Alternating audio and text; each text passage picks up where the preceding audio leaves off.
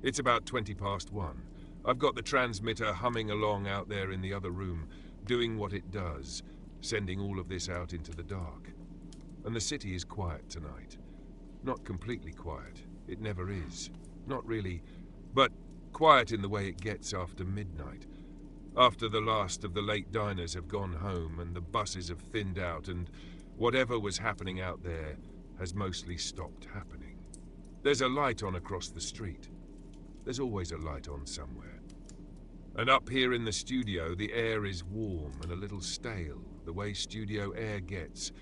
And there's a cup of coffee going cold on the console that I haven't touched in a while. And I don't particularly want to touch it. I'm comfortable. I'm not going anywhere. Neither are you. So let's just sit here a minute. Let's just let the night be what it is. I was thinking earlier. I don't remember what started it. Something small, something that doesn't matter. I was thinking about the hallway in the house I grew up in. The upstairs hallway. The way it looked at night when I was supposed to be in bed and wasn't quite. When I was somewhere between 8 and 11 years old, somewhere in that band of years when you're old enough to stay up late in your imagination but young enough that nobody lets you do it in practice.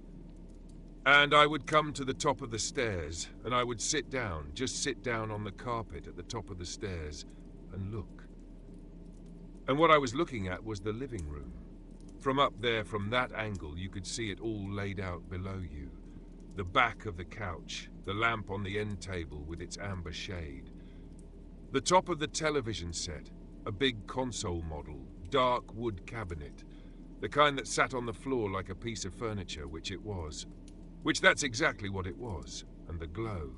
That particular glow that televisions made in those years, in that era, which was different from any glow I've encountered since. It was blue-grey. It was cool and it was warm at the same time somehow. It moved. It shifted. It painted the ceiling of the living room in slow sliding light, and it painted the tops of the heads of whoever was sitting down there watching. And it painted the far wall in a way that made the whole room seem like it was underwater. Gently underwater. The way light moves on the bottom of a swimming pool on a summer afternoon, that slow drifting back and forth light. I would sit up there and I would look at that glow. I wasn't really watching the television. From that angle, from the top of the stairs, you couldn't see the screen itself. Just the cabinet, the top of it, and the light that came off of it and went everywhere. So I wasn't watching a show. I was watching the light that the show made. I was watching what television did to a room when it was on in the dark. And that was its own thing. That was something entirely separate. That was something I never got tired of watching. The carpet on the stairs was a dark gold color. Harvest gold, they might have called it. The kind of carpet that was everywhere in those years, in houses like ours, in houses like everybody's. It was a little rough on the back of your legs if you sat on it in your pajamas. I was usually in my pajamas, the kind with the ribbed cuffs at the ankles and the wrists, and I'd sit there on that dark gold carpet at the top of the stairs with my knees pulled up a little, and the whole house would be dark, except for that glow below, that moving, shifting, blue-grey glow, and everything would be very still and very quiet, except for the television, the sound of it. That's another thing. The sound. From up there in the hallway, you couldn't hear it clearly. You couldn't make out the words. What you got was the texture of it, the murmur of voices, the occasional swell of music, the laugh track when it came, which softened by the time it reached the top of the stairs into something almost gentle, almost like rain on a window. Just a soft, collective sound, a room full of people laughing somewhere far away, somewhere inside the television, and then it would fade, and the voices would resume their murmuring, and the light would keep shifting on the ceiling down there, blue to grey to blue.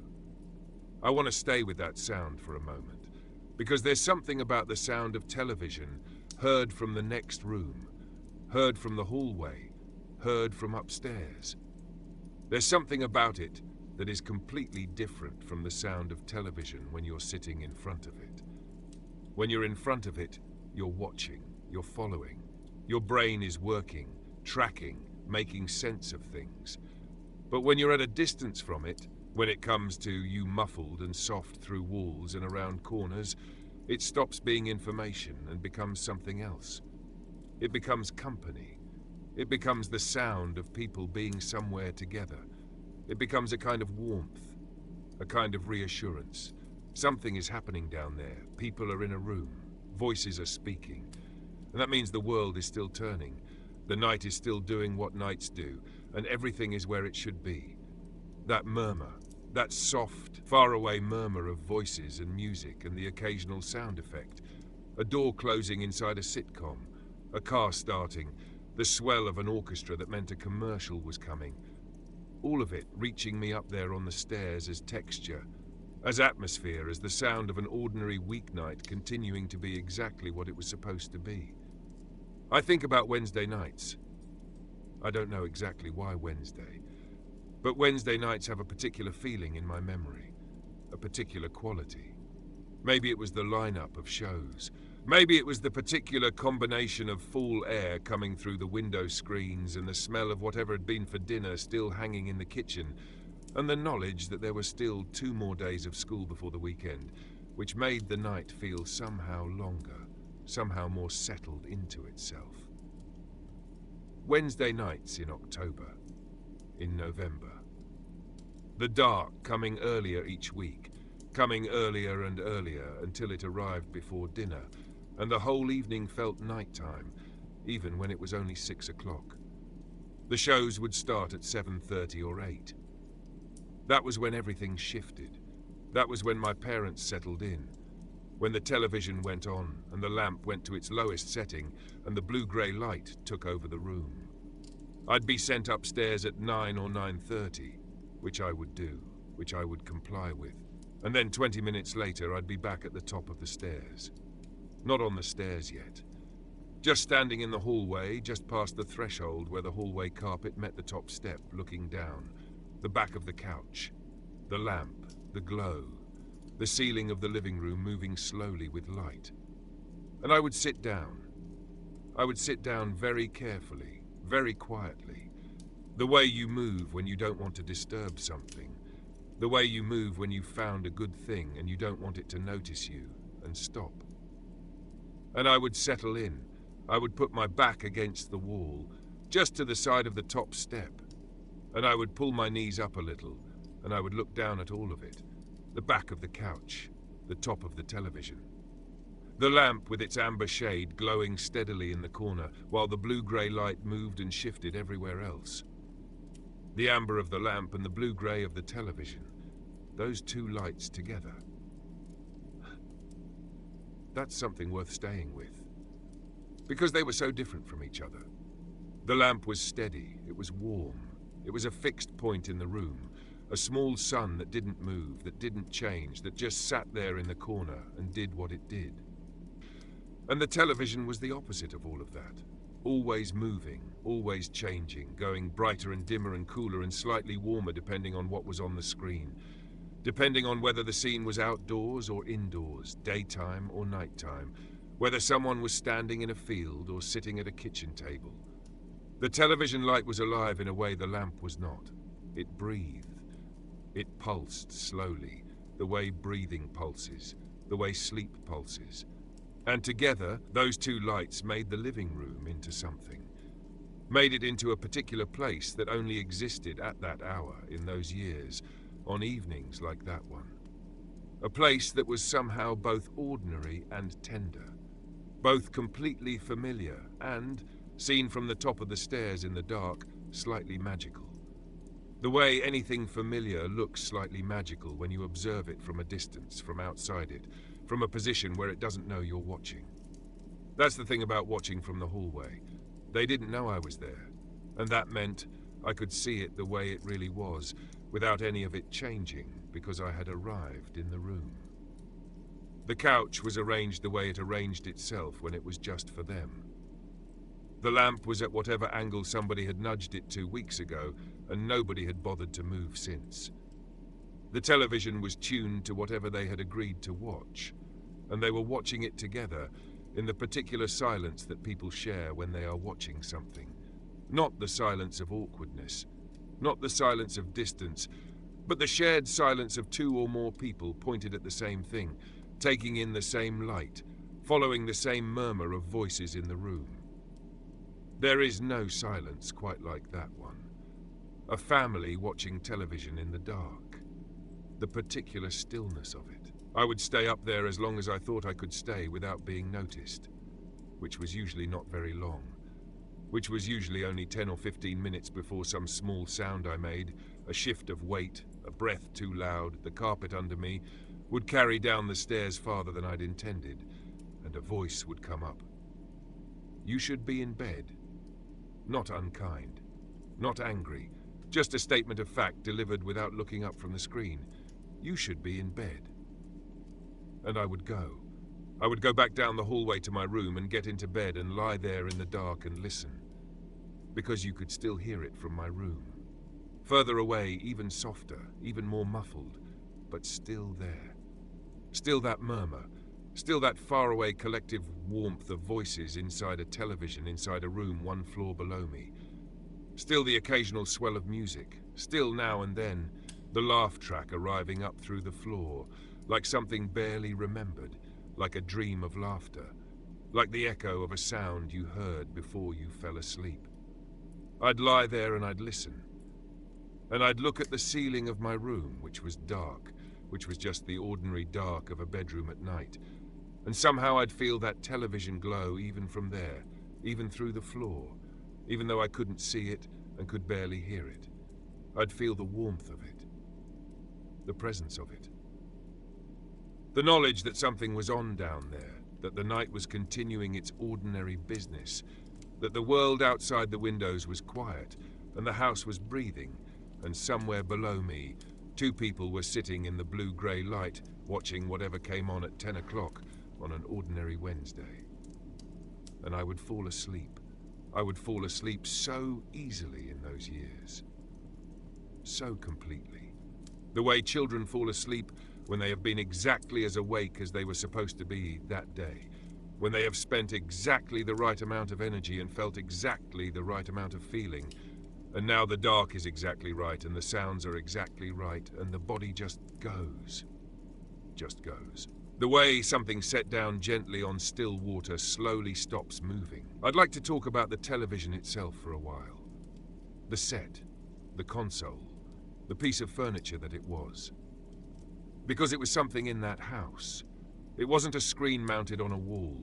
It wasn't something thin and bright and borderless. It was a cabinet. It was a thing made of wood, or something that looked like wood, that dark-stained wood grain finish that console televisions had in those years. And it sat on 4 low legs, and it had its own weight, its own presence, its own gravity. It was in the corner of the living room the way a fireplace might have been in a different kind of house.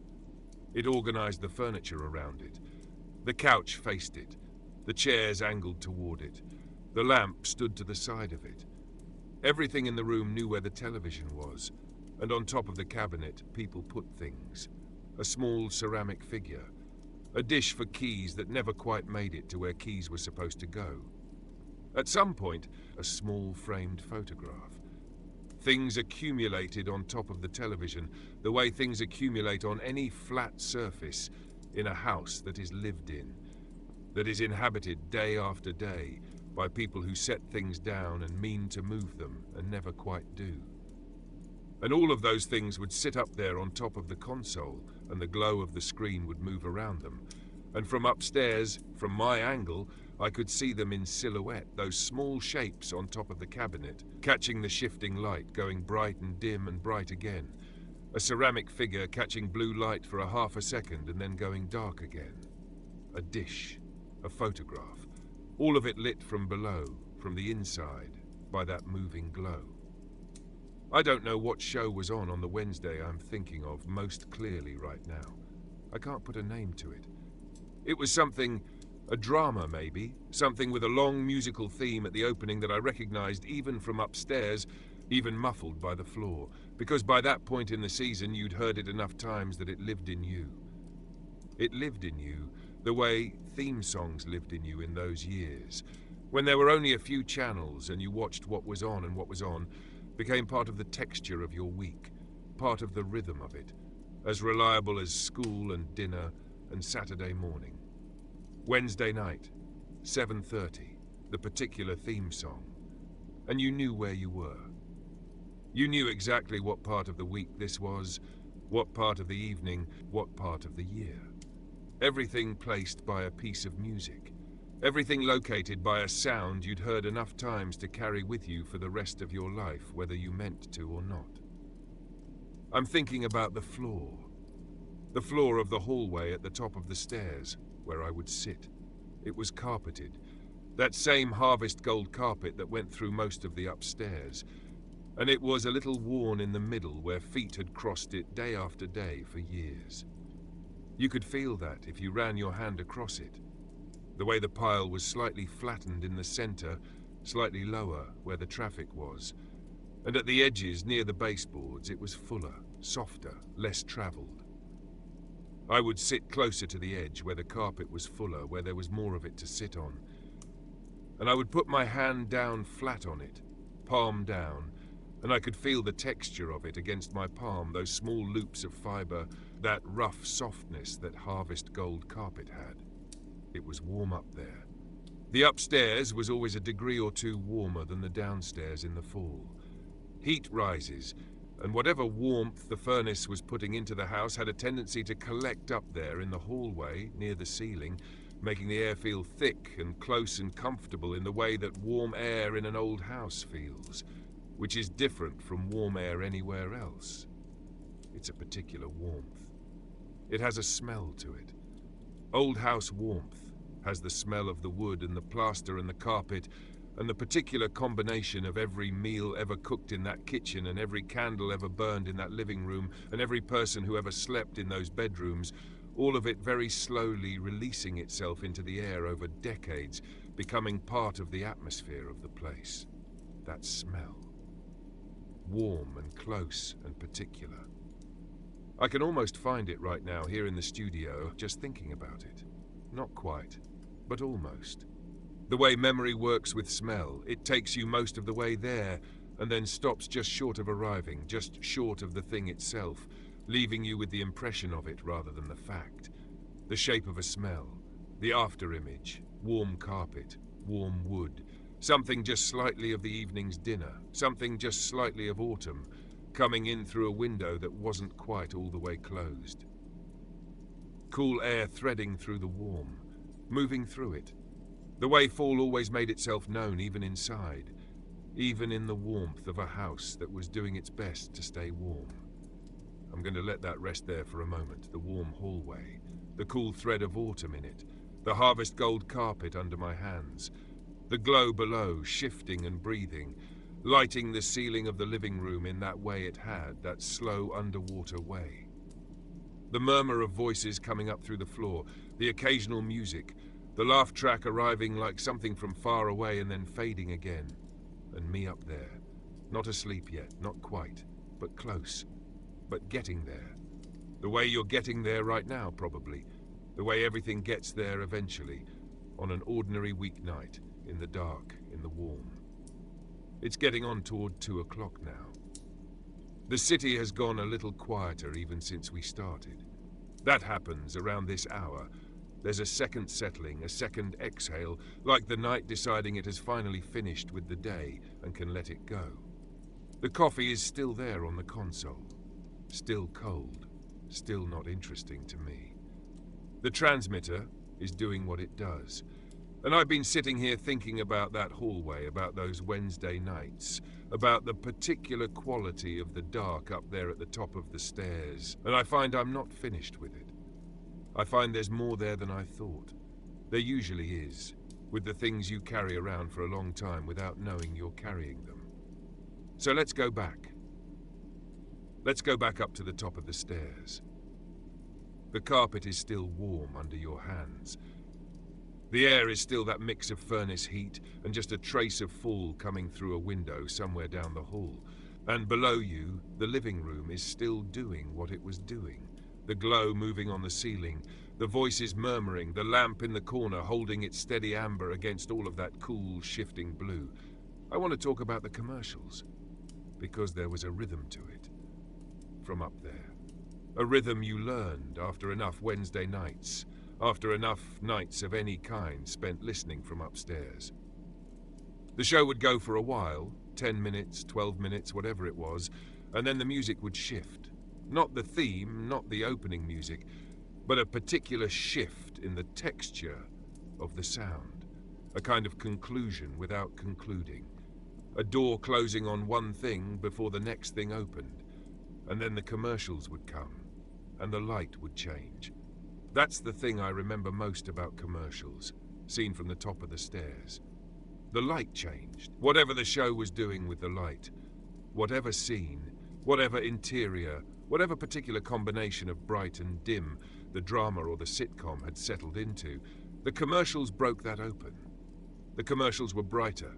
They were more insistent. That blue-grey glow on the ceiling would go lighter, would go almost white for a moment, and the room below would seem suddenly more illuminated, and there would be music, short music, bright and purposeful, and then a voice. A different kind of voice than the show voices. A voice with something to tell you. A voice that was pointing at something. The commercial voice. It's its own thing. It's completely its own thing. There is no other voice quite like it. Not in real life. Not anywhere. The commercial voice of that era, of those years, it had a particular confidence, a particular warmth mixed with authority, a way of speaking that assumed you were listening and assumed what it had to say mattered, and assumed above all that the thing it was describing was something you wanted, something you might not have known you wanted until this very moment. From the top of the stairs it was just another murmur, just another voice in the warm dark. But even muffled, even softened by the floor between us, you could recognize it. You could recognize the shape of a commercial, even if you couldn't hear the words. The way it moved. The way it started with a statement, and built to another statement, and arrived somewhere that felt like a conclusion, even if you hadn't been following it closely. And then it would be over, and the next one would begin, and the light would shift again. I liked the light during commercials. I know that's a strange thing to say. But there was something about that brighter, more restless light during the commercial breaks. The way it moved faster, the way the room below seemed to get more active, more lit, that was interesting from upstairs, that gave you something to watch even without the sound, even without knowing what was being advertised. The ceiling of the living room during a commercial break was almost like a light show. Brief, and then over. And then the show would come back, and the light would settle again into whatever it had been, and everything would slow back down. Wednesday nights. I keep coming back to Wednesday nights specifically, and I've been trying to understand why. And I think it has to do with the middle of the week feeling. The particular quality of a Wednesday night in October, when school has been going long enough that it's no longer new but isn't yet old. When the rhythms of the fall are fully established, when you know what Monday feels like and you know what Friday feels like, and Wednesday is the hinge between them. Wednesday night had a weight to it. A settled, domestic, unhurried weight. It wasn't the anticipation of Friday, it wasn't the anxiety of Sunday night, it was just the middle, just the ordinary center of an ordinary week. With the television on, and the dinner dishes done, and the night doing its usual thing outside the windows. October, I think. I keep arriving at October. The smell of it is part of why. October has a smell that no other month has. That particular combination of leaf decay and wood smoke, and something colder coming. Something that hasn't arrived yet, but is on its way. Something the air is already preparing for. You could smell it even inside the house. It came in under the doors, and through the not quite closed windows, and through whatever gaps old houses have that they've always had, and will always have. October air is not kept out. It finds its way in. It sits in the corners of rooms. It makes the warm places feel warmer because you know what's outside them. And on those October Wednesday nights, I would be in my pajamas at the top of the stairs, and the warm air around me would have that trace of October in it, that cool edge threading through the furnace warmth, and I would sit with my back against the wall and my knees up and look down at the glow. The blue-grey glow. Still shifting. Still breathing. Still painting the ceiling of the living room in that slow underwater way. I want to think about the couch for a while. The back of the couch, specifically. Because that's all I could see from my angle. Just the top of the backrest, that particular upholstered ridge, and whatever was visible above it. A head, sometimes. The top of a head, catching a little of the television light, going slightly blue in the way that hair goes slightly blue under that kind of light. Slightly more dimensional, slightly more present. The couch in that living room was a particular colour that I'm not sure I could name exactly. It was somewhere between tan and gold. Like most things in houses of that era, were somewhere between tan and gold. It had a texture, a slightly nubby, slightly rough texture that upholstered furniture had in those years. That practical, durable, easy-to-vacuum texture. Not smooth, not soft in a yielding way, just solid and there and familiar. The kind of furniture that you stop noticing after enough years of living with it. The kind that became part of the room, the way walls become part of a room. The way floors become part of a room. Just there. Just present. Just doing what it had always done. The back of the couch in the television light.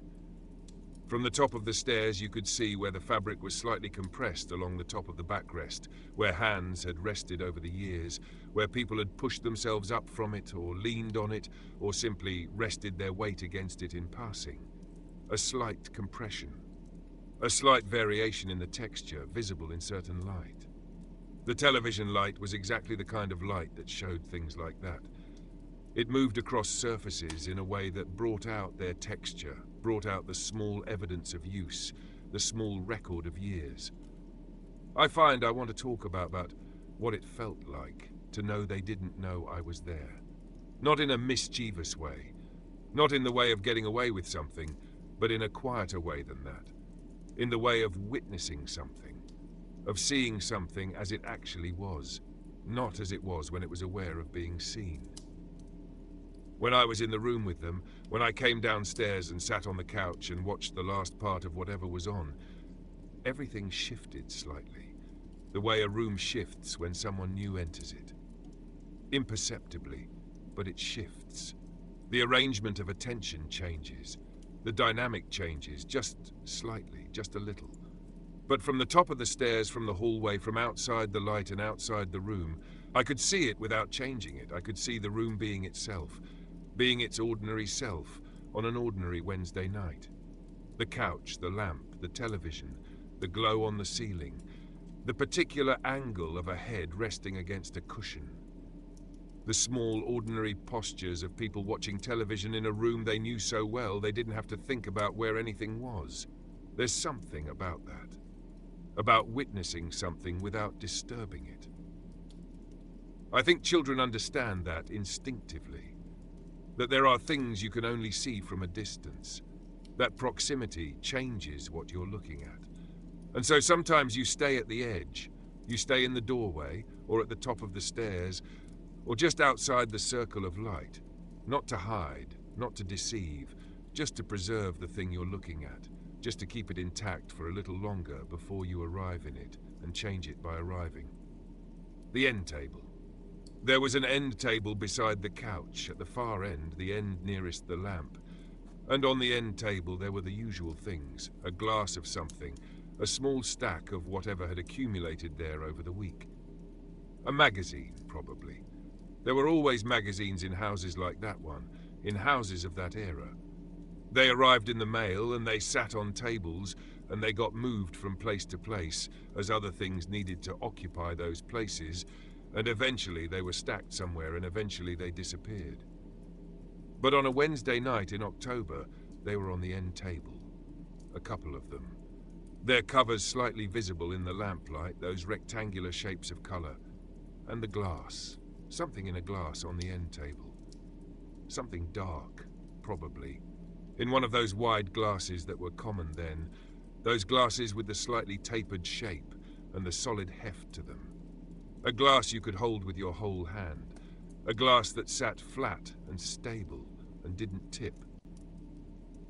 And it would catch a little of the television light when the light shifted the right way, just a brief gleam, just a moment of the glass announcing itself, and then it would go back to being just a shape in the dimness of the end table. I'm thinking about the smell of the room from up there. You couldn't really smell the living room from the top of the stairs. You could smell the hallway, that warm, close, particular smell I already mentioned, the old house smell, the furnace-warm smell. But the living room had its own smell that was different, that I only fully encountered when I went back to bed and it wasn't available to me anymore, and I tried to remember it. That's how it often works with smell. You notice it most in its absence. The living room smelled of the furniture and the carpet, different carpets down there, something darker, something more formal, and of the particular neutrality of a room that is used for sitting and watching, and not much else. Not the kitchen, not the bedroom. The living room smelled of evenings, of the accumulation of evenings, of television and the particular warmth of a lamp left on and whatever had been burning in the furnace and come up through the vents in the baseboards. A radiator smell, or close to it. The smell of heat finding its way into a room, and faintly, very faintly, the smell of whatever the glass on the end table contained. Not strong, not even identifiable really, just a trace. Just the way a room will carry faint evidence of everything in it. The shows. I want to spend a little more time with the shows. Not any particular show. As I said, I can't always put a name to what was on the Wednesday I keep returning to. But the quality of shows in those years, the texture of them, the particular emotional register they operated in. There was a gravity to the hour-long dramas, a seriousness that had nothing to do with being grim. They were serious the way things are serious when they believe in themselves. When they're not trying to be ironic, not commenting on themselves, not asking you to be aware that you're watching something. They just were what they were, and they proceeded. The murmur of that coming up through the floor. The murmur of something that believed in itself. You could feel it even without the words. You could feel the weight of it in the pacing of the voices, in the spaces between the voices, in the music that came under the scenes. Slow music, patient music, the kind of underscore that wasn't afraid to hold a moment, to stay in a scene a beat longer than you expected, to let the silence have its turn.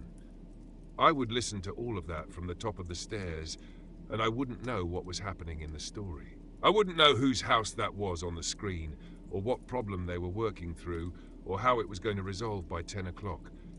I only had the texture, the weight of it, the murmur, the music, the shifting light. And somehow that was enough. Somehow that was exactly enough. Maybe more than enough.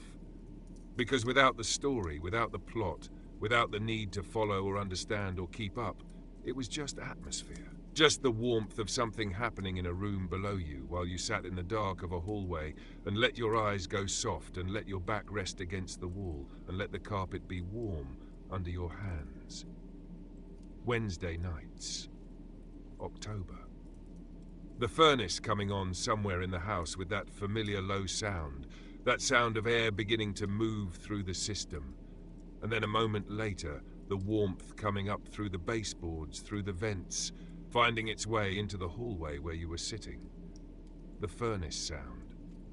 That's worth staying with. That low mechanical beginning of it, the way it started up somewhere far away in the basement, and you felt it before you heard it. Felt the faint vibration of it in the floor under you. And then the sound came, low and sustained and entirely familiar. The sound the house made when it was taking care of itself. When it was doing what houses do on cold nights. And then it would stop.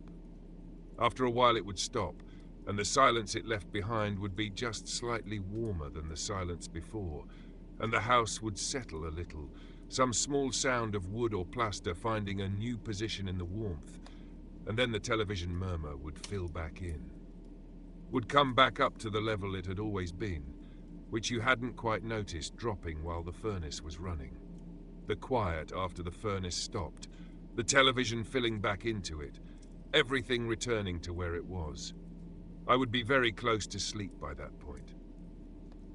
I would be sitting at the top of the stairs in my pajamas with my back against the wall and my eyes barely open and the glow below me shifting in its slow way, and I would be very close to sleep.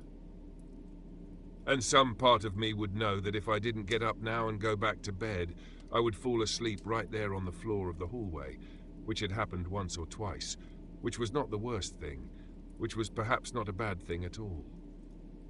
The carpet under my hands, the warmth of the air, the murmur below, the shifting light below, the steady amber of the lamp holding its corner of the room through all of it. Somewhere in the house a clock, not ticking loudly, not calling attention to itself, just keeping track, just doing what clocks do, which you only hear when everything else has gone quiet enough. Let's let it stay there for a while. Let's just let it sit. The hallway, the top of the stairs, the warm carpet, the glow moving below, the voices murmuring, the October air threading through the furnace warmth, the clock somewhere, the house breathing, and you here, in the dark, almost there, almost.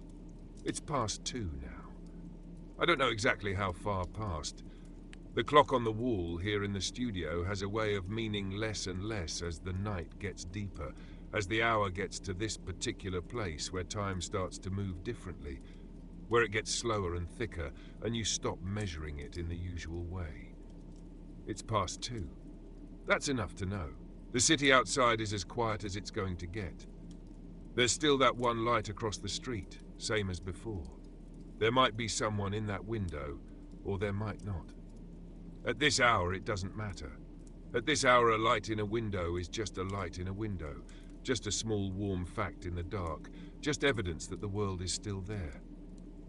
I'm still thinking about that hallway. I keep finding more of it. I keep turning it over and finding another angle, another detail, another thing I hadn't gotten to yet. The way memory works, when you let it go slowly, when you don't rush it, when you sit with it in the dark and let it come at its own pace. It comes up with things. It surprises you. You think you've described a room, and then you realize you've described its surfaces, but not its sounds. You've described its light, but not the particular quality of the dark just beyond the light, just at the edges, where the television glow couldn't quite reach. So let me go back there one more time. Let me sit down on that harvest gold carpet. Let me put my back against the wall and my hands flat on the floor and let the warmth of the hallway settle around me again. I want to talk about the dark at the edges of the living room. Because the television didn't light everything. It lit the ceiling. Those slow-moving patterns of blue-grey light on the plaster up there. And it lit whatever was directly in front of it. The area of the room that faced the screen. But the corners of the room were dark. The far corner, away from the lamp, was dark. The doorway that led from the living room to the front hall was dark. The ceiling was bright and shifting, and the lamp was steady and warm, and everything between them was lit in that cool, indirect way of television light. But the edges of the room, the corners, the places where the walls met, those were dark. And that darkness at the edges of the lit room made the lit room seem more lit, made the glow seem warmer and more specific, more like a place inside the dark rather than just a room with the lights on, more like a lantern, more like something gathered against the night rather than simply ignoring it. The darkness outside the windows, and there were windows, curtains drawn, the faint outline of the curtains visible when the television light brightened enough. The darkness outside and the darkness in the corners of the room and the darkness of the hallway above where I was sitting all seemed like the same darkness, all continuous, all the same material. And inside that darkness, the living room, the lamp, the glow, the steady fact of it. I keep thinking about the curtains, heavy curtains, the kind that houses had in those years, the kind that were meant to keep the cold out as much as to keep the light in.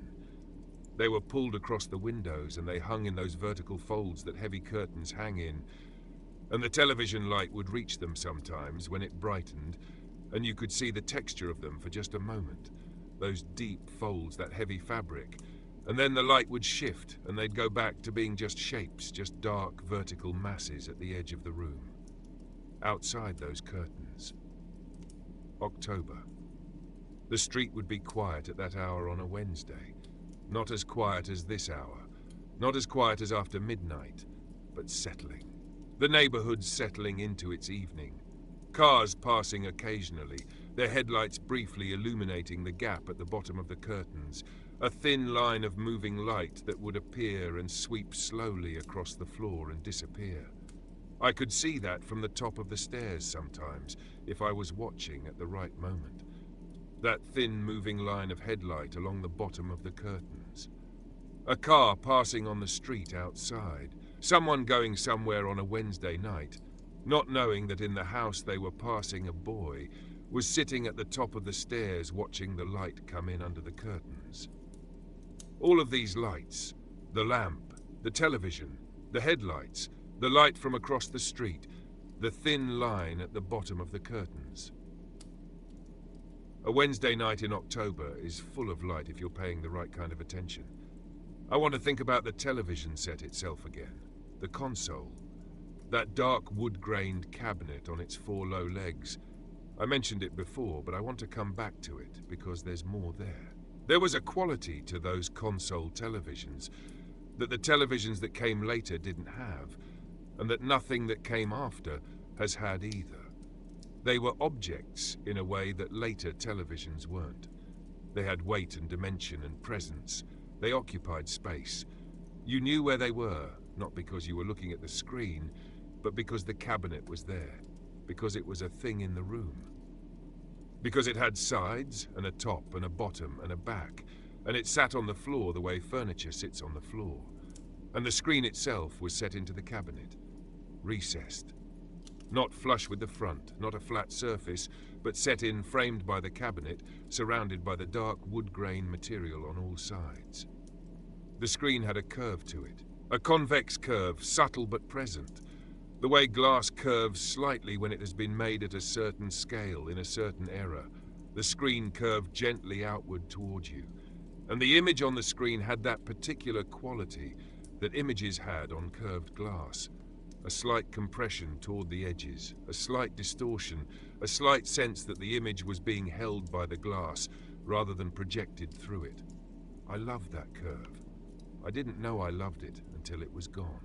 Until televisions became flat and the screens became flush and the curve disappeared, and with it something I couldn't name for a long time, something I still have trouble naming. A kind of containment, maybe. A sense that what was on the screen was inside something, was held, was cupped in the curve of the glass the way water is cupped in a hand.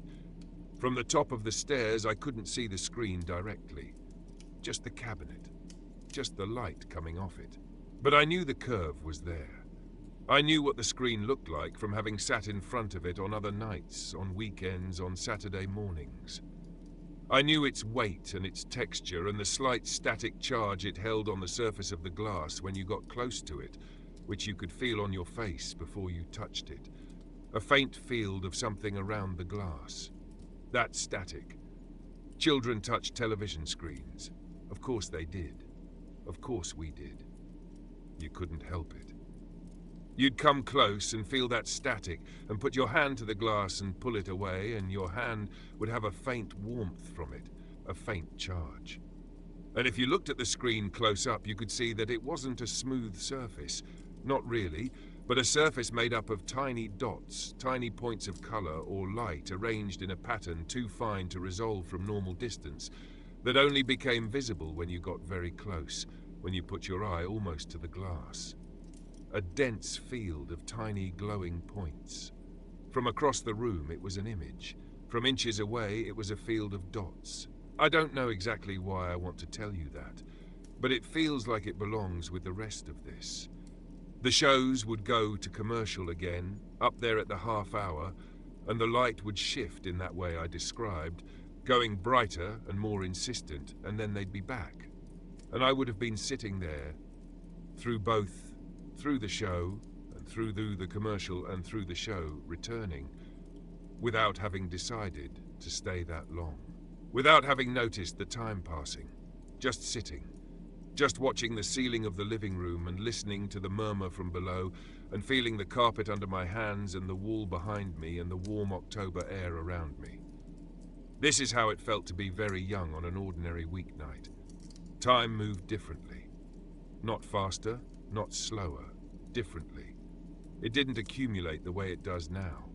You weren't aware of its spending. You weren't keeping track. You were just in it. Just inside the moment, the way you're inside a warm room, not thinking about the room, just in it, just part of it, just there. I want to talk about going back to bed. The actual moment of it, the moment of getting up from the top of the stairs and going back down the hallway to my room. Because that was its own thing, that had its own texture, its own quality, distinct from the sitting at the top of the stairs. You'd get up carefully, quietly. You'd ease yourself off the carpet and straighten up slowly and stand in the hallway for a moment, adjusting. And then you'd turn away from the stairs and walk back down the hall toward your room. And with each step you'd be moving further from the glow, further from the murmur, and the hallway would get darker and quieter as you went. The bedroom door would be open, the way you'd left it, just slightly ajar, the way bedroom doors stayed in that house. In most houses, not fully closed, not fully open, just resting at that angle where the darkness inside was its own particular darkness. Different from the hallway dark, more settled, more still. You'd push it open.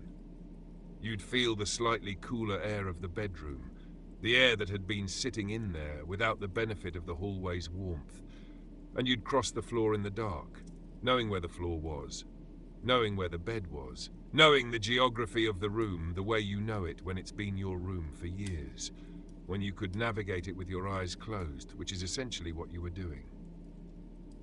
The bed. The particular feel of getting back into a bed that you'd only recently left. The sheets still holding your warmth, or some of it, enough of it to be recognizable, to be welcoming. The pillow in the same place you'd left it. The blanket where you'd pushed it down. And you'd settle in. You'd pull the blanket back up and you'd lie there in the dark of the room and you'd listen. Even from the bedroom, even that far from the stairs, you could hear it. The television. Fainter now, much fainter, more texture than sound, more impression than anything you could identify. But there, still that warm presence coming up through the floor, moving through the walls, finding its way to you even in the back bedroom with the door almost closed. The murmur. Like something heard from underwater. Like something heard from the edge of sleep, which is where you were. Which is where you were already going before you'd pulled the blanket up.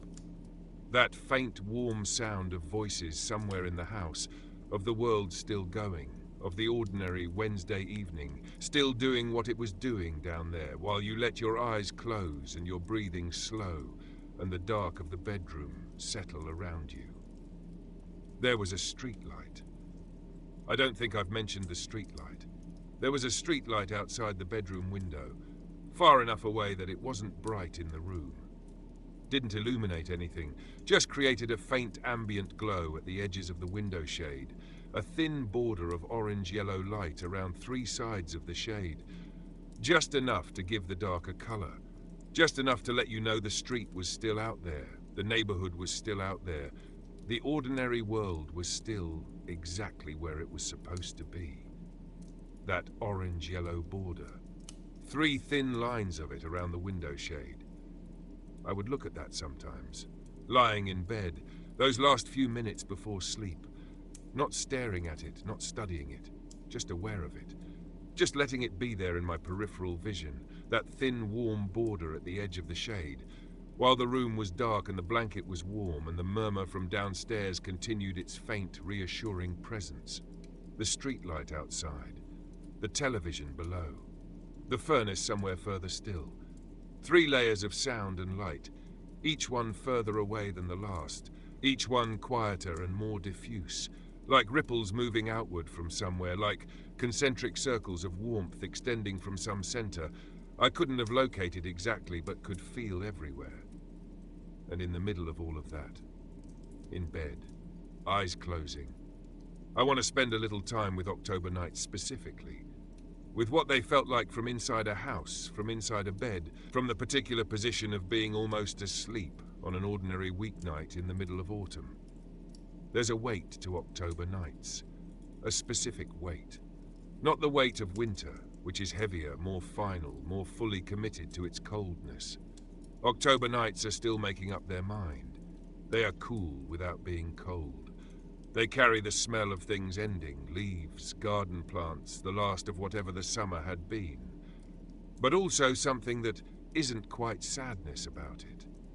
Something that accepts it.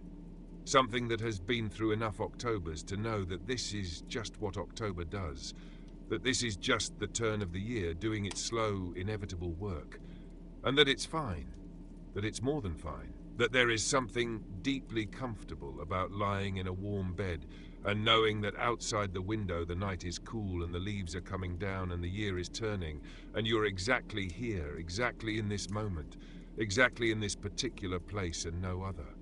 That feeling, that very specific feeling. I think it might be the feeling I've been trying to describe this whole time. Not the television, not the glow, not the murmur, not the carpet or the lamp or the curtains or the console cabinet or any of it specifically. Those are the materials of it. Those are what it was made of. But the feeling underneath all of it, the feeling those things added up to, it was that. It was being exactly here. Being small and warm and held by the ordinary world. Being inside a house that was doing what houses do.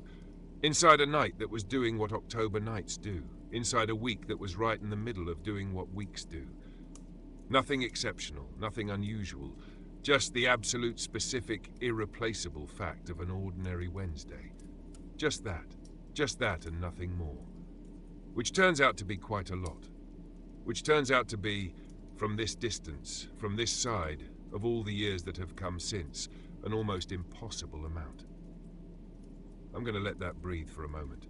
I'm going to let the studio be quiet for a little while, except for the transmitter, except for whatever the night is doing outside the window, except for the particular quality of silence that 2 o'clock has, that belongs only to 2 o'clock and to nothing else.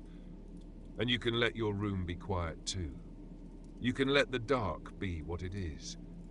You can let the warmth of wherever you are be the thing you're most aware of right now. The weight of the blanket, the give of the pillow, the temperature of the air on your face, which is probably a little cooler than the air under the blanket, the way bedroom air always is at night, the way that contrast always feels exactly right. The television is on downstairs.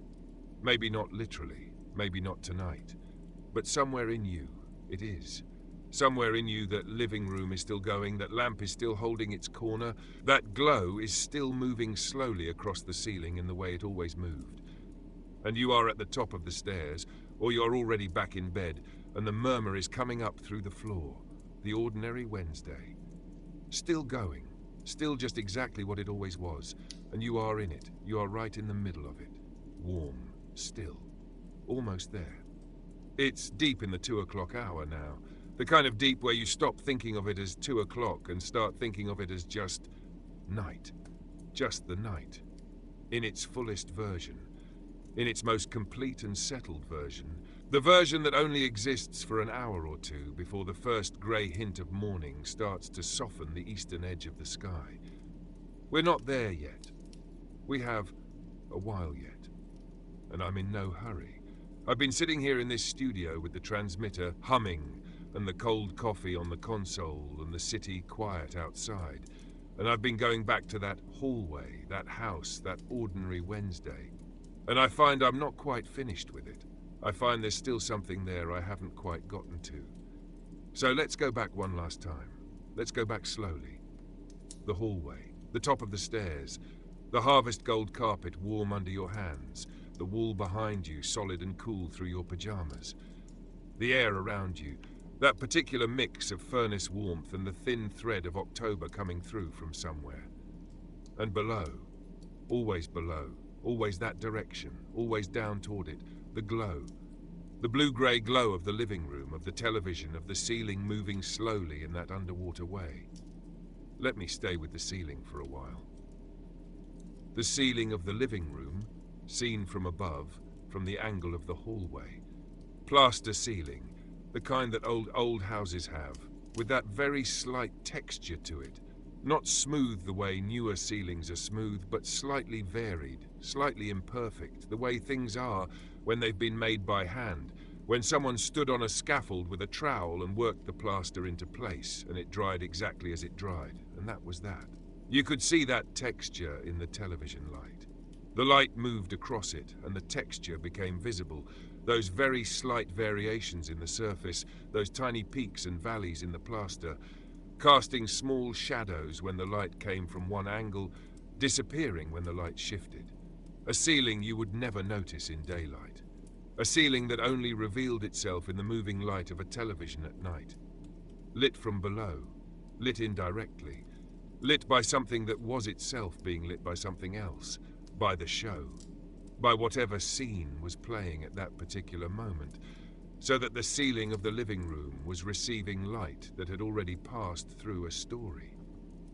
Already passed through whatever Wednesday night drama was unfolding on the screen. The light had been somewhere else first. It had been a kitchen in a house in some city the show was set in, or a street at night, or a face in a close-up, and then it had bounced off the screen and travelled across the room and reached the ceiling. That travelled light.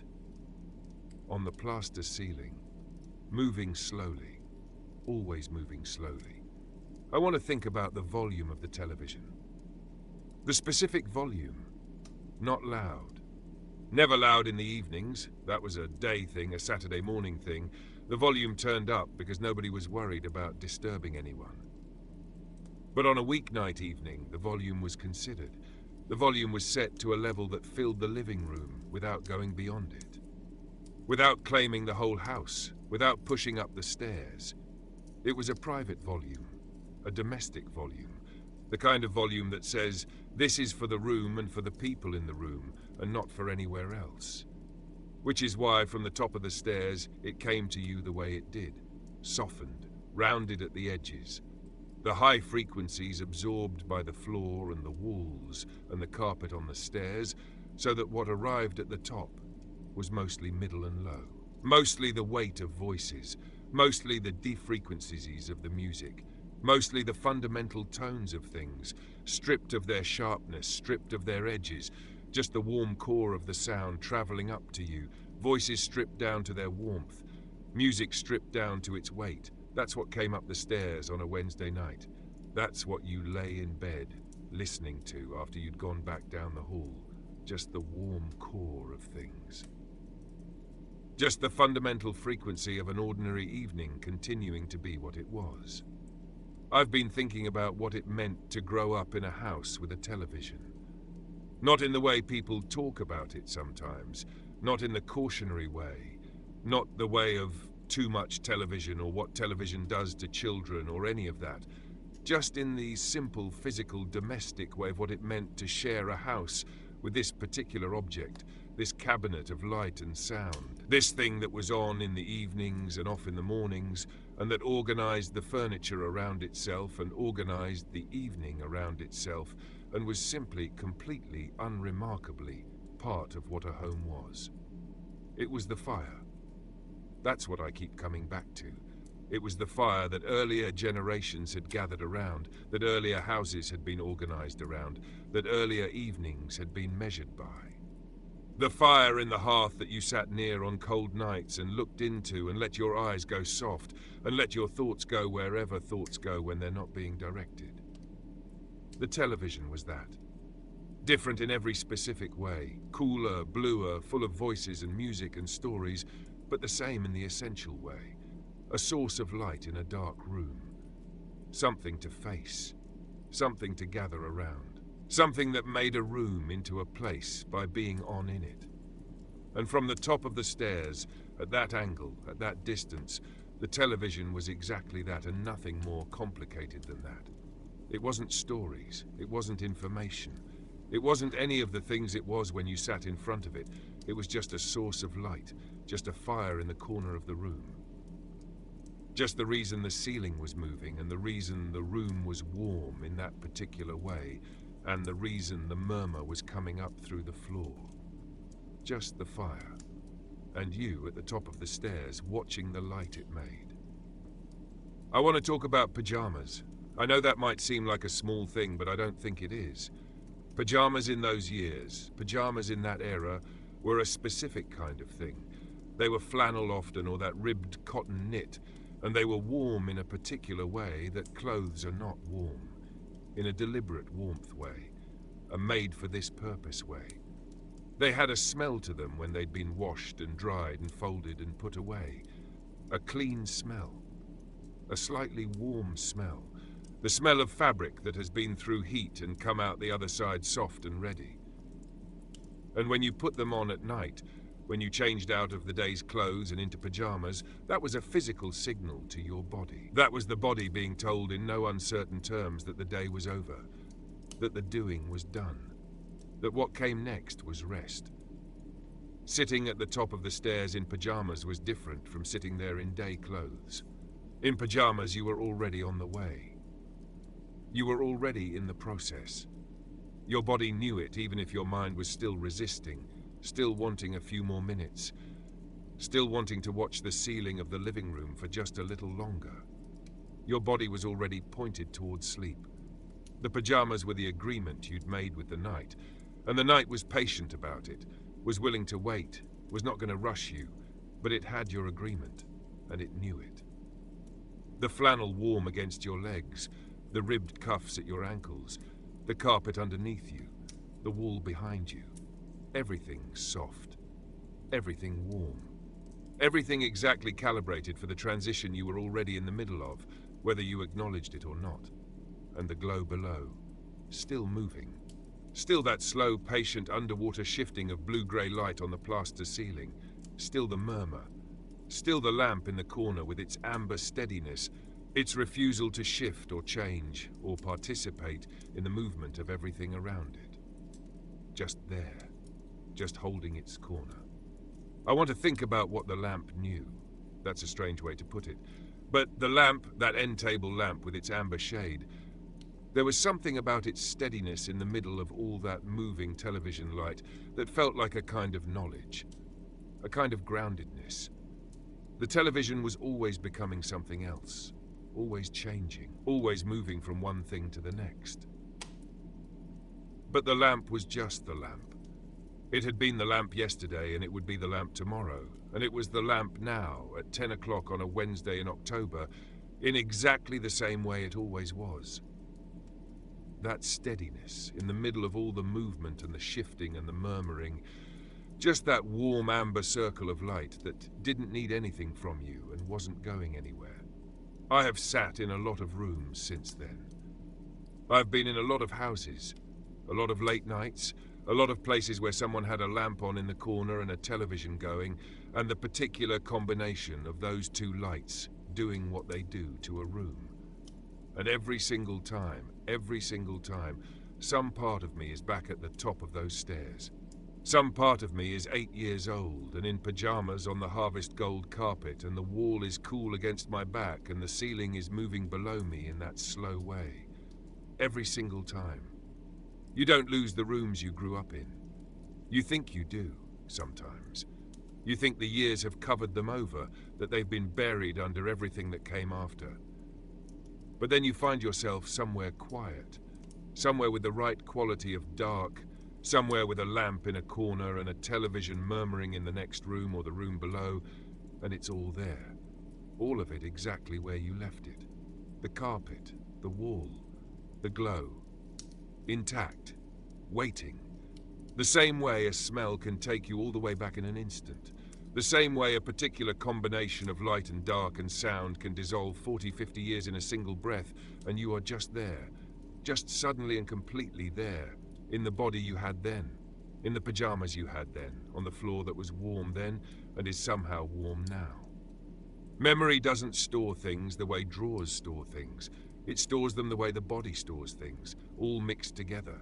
The smell and the feeling and the sound and the light, all one thing, all inseparable, all arriving together when they arrive at all. So the smell of old house warmth on a cool autumn night is also the harvest gold carpet. And the harvest gold carpet is also the ribbed cotton cuffs of pajamas. And those cuffs are also the murmur of television coming up through a floor. And that murmur is also the amber lamp. And the amber lamp is also the blue-grey glow on the ceiling. And the glow on the ceiling is also being 8 years old on an ordinary Wednesday, which is also being held by the ordinary world, which is also being small inside something large and safe and continuing, which is all you ever needed. Which was, it turns out, everything. I've been talking for a while now, and the night is getting toward the place where it starts thinking about morning, even if it doesn't show it yet. And I find myself glad I went back there tonight. I find myself glad some small thing, I still can't remember what it was, sent me back to that hallway, to that carpet, to that ceiling moving in the glow. Glad I got to sit there one more time. Glad you were here to sit there with me. The city outside this window is as quiet as it gets. There's still that light across the street. The transmitter is doing what it does, sending all of this out into the dark to wherever you are, to whatever room you're in, to whatever particular darkness you've made for yourself tonight. I hope it's warm where you are. I hope the blanket is exactly right. I hope the dark of your room is the good kind of dark, the familiar kind, the kind you know by feel, the kind that holds you rather than presses on you. I hope somewhere below you, or somewhere near you, or somewhere in the part of you that holds the rooms you grew up in, there is a glow. Blue-grey and slow and moving on a ceiling, a lamp in a corner, amber and steady, a murmur of something warm coming from somewhere close.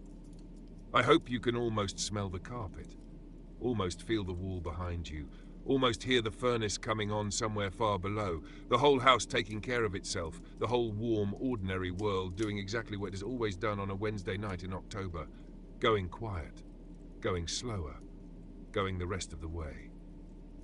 The lamp on, the glow moving, the night exactly right. You can close your eyes now, you're already there.